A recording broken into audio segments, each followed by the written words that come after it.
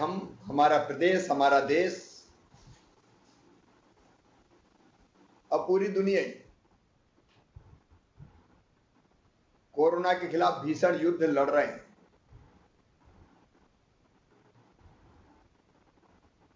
Corona से लड़ाई ये साधारण लड़ाई नहीं है। एक ऐसा शत्रु जो पूरी मानवता के खिलाफ खतरा है। अप्रत्याशित रूप से संक्रमण बढ़ा है। महामारी इतनी तेज गति से फैली कि व्यवस्थाएं छोटी पड़ गई, लेकिन हिम्मत हारने की जरूरत नहीं है।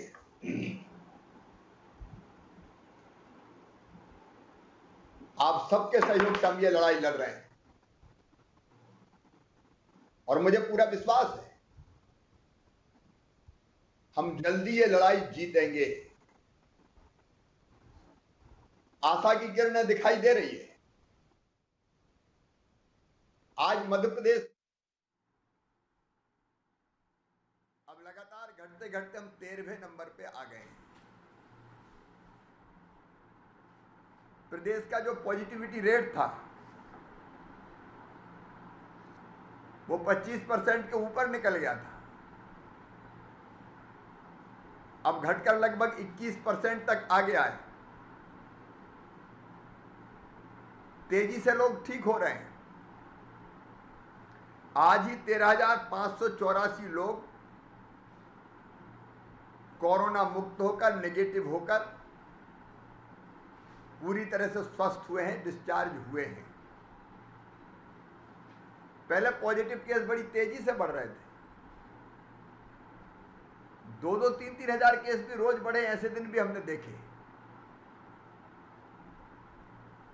लेकिन अब स्थिति यह है कि आज पॉजिटिव केस आए हैं 12,400, तो ठीक होके गए हैं 13,584।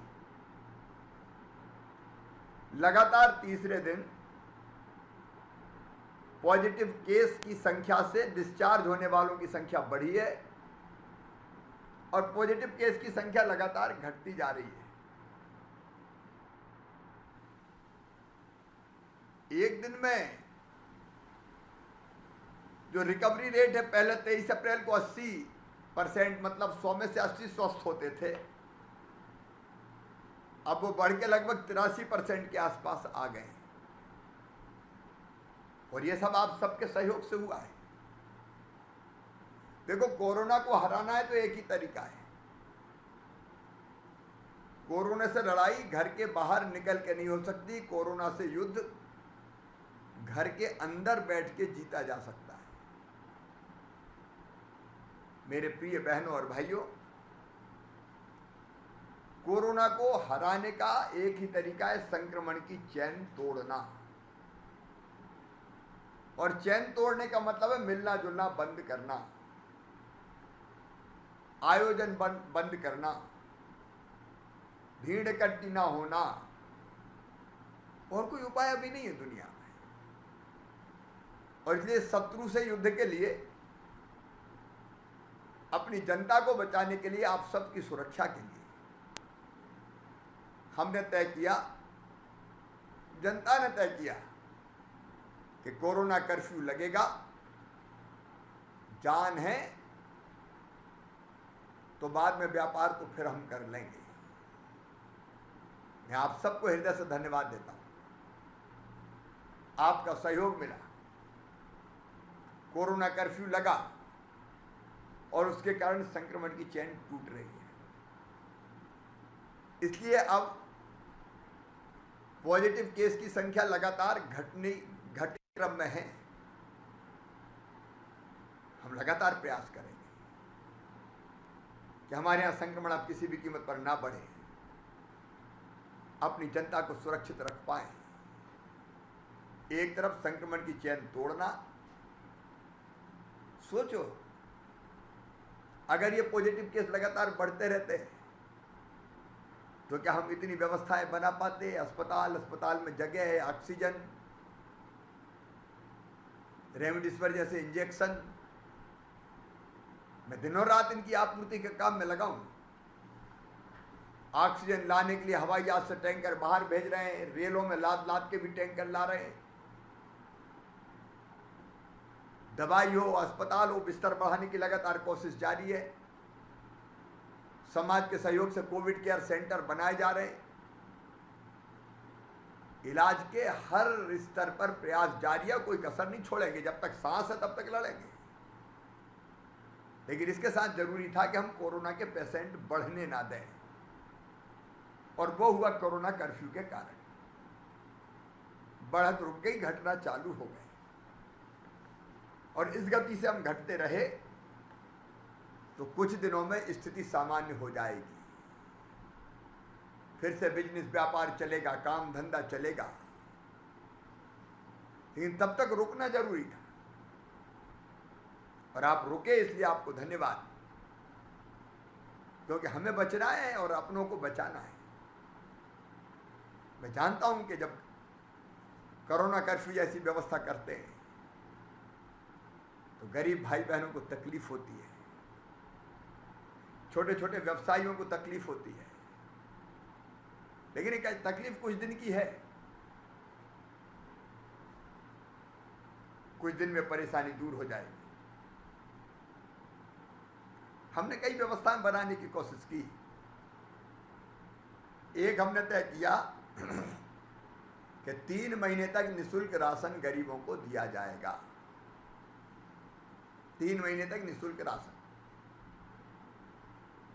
वो मध्य प्रदेश सरकार देगी, हम देंगे। हमारे प्रधानमंत्री जी ने फिर तय किया कि 2 महीने का केंद्र सरकार देगी। तो अब 2 महीना तो मई और जून एक परिवार के एक सदस्य को 10 किलो महीना अनाज मिलेगा निःशुल्क। गरीब की थाली खाली ना रहे, इसकी व्यवस्था होना जरूरी है। फिर हमने सोचा कि एक उपाय और करें कि तत्काल कम से कम 1,000 रुपया तो अकाउंट में डाल दें, ताकि छोटा मोटा काम चल जाए। और इसलिए आज 6,10,000 से ज़्यादा हमारे पथ व्यवसायियों के खाते में लगभग 61 करोड़ रुपए की राशि हमने डाली है। इसको भी भीड़ के रूप में इकट्ठे निकलवाने मत जाना, संक्रमण का खतरा है। बाहर निकलना नहीं है एक चीज, तो बहुत ज़्यादा ज़रूरत हो तो ऐसा जाना है कि भीड़ ना लगे, संक्रमण ना फैले। एक संक्रमण की चेन ना बने। दूसरे, आपके माध्यम से एक अपील और करना चाहता हूं, आप बाकी सबको भी बताना, सर्दी, बुखार, जुकाम, खांसी अगर ये हो तो भैया बिल्कुल छुपाना मत, तुरंत टेस्ट करवाना। कोरोना ऐसी बीमारी नहीं है कि सावधानी रखो तो जान ले ले। लेकिन मुझे दुख है, कई लोग बताते नहीं, छुपाते रहते कई दिनों तक, या ये समझते कि सर्दी खांसी है, मेरा क्या बिगड़ेगा। और ऐसे में ये खतरनाक हो जाता है, ये सीने में, फेफड़ों में उतर जाता है। ये जानलेवा तब बनता है जब ये फेफड़ों में घुस जाता है। और इसलिए हमारे मंत्री आदरणीय भूपेंद्र सिंह जी भी बैठे हैं। आपको जरा लगे तो आपके नगरीय प्रशासन को तुरंत बताइए कि हमारे मोहल्ले में सर्दी, जुकाम, खांसी, बुखार, दस्त के कोई पेशेंट हैं। हम तुरंत जांच करवाएंगे, घर घर टीम भेज देंगे,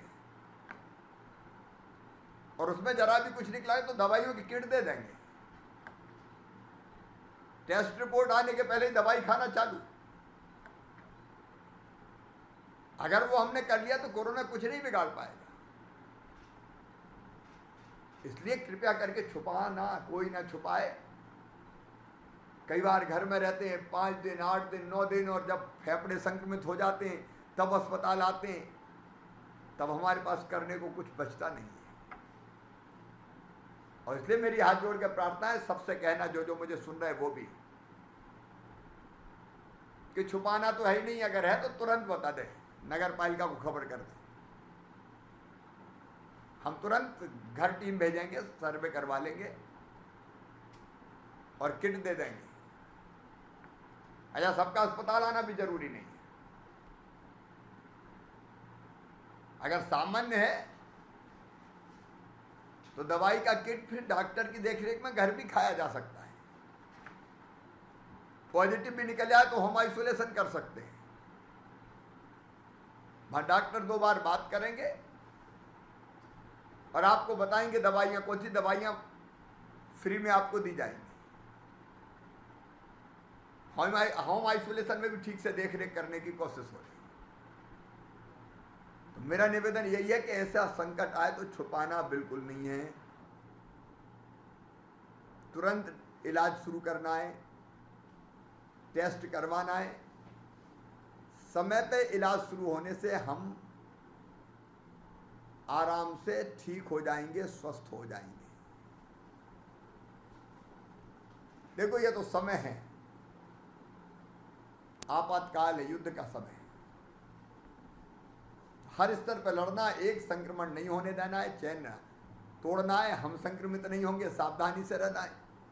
अरे एक बात और कह देना, कई बार परिवार में एक सदस्य अगर संक्रमित हुआ तो पूरा परिवार उसके साथ रहता है तो वो संक्रमित हो जाते हैं। ऐसे में घर में अलग रखना है और रोटी देने भी खुद नहीं जाना है।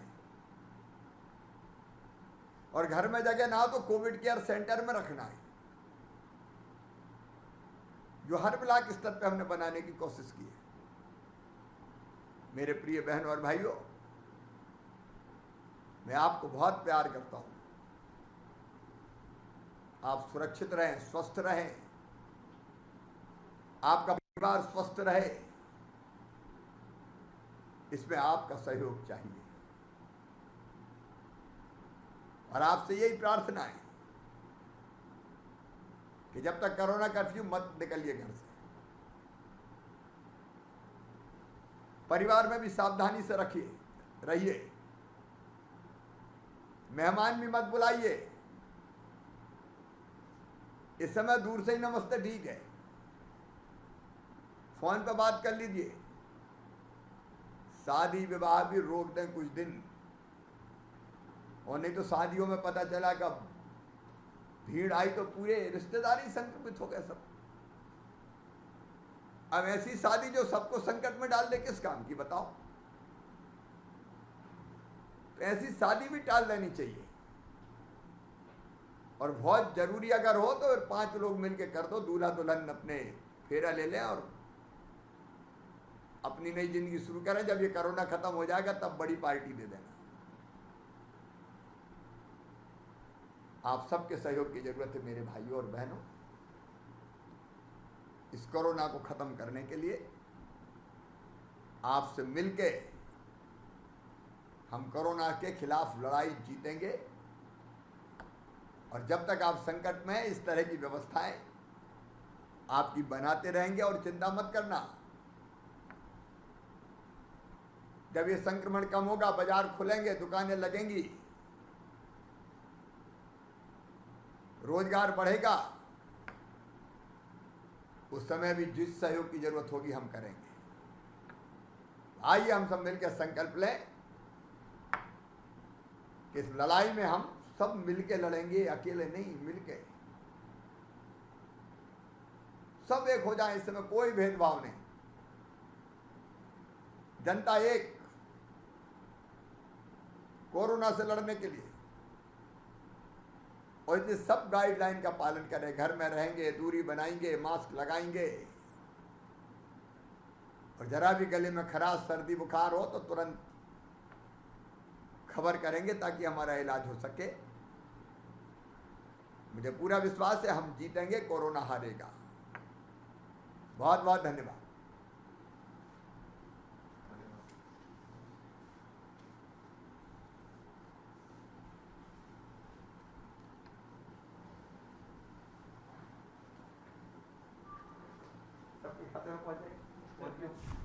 सीएम शिवराज सिंह चौहान ने पथ विक्रेताओं को, स्ट्रीट वेंडर्स को सौगात दी है, उनके खातों में राशि का वितरण किया है और जनता से अपील भी की है कि इस महामारी में सहयोग चाहिए सभी का और एक दूसरे की मदद करके, सरकार का सहयोग करके ही हम इस लड़ाई को जीत पाएंगे। तमाम नियमों का पालन करने की अपील सीएम शिवराज सिंह चौहान करते हुए नजर आए हैं। उनका कहना है कि हालात धीरे धीरे काबू में हो रहे हैं और होंगे भी।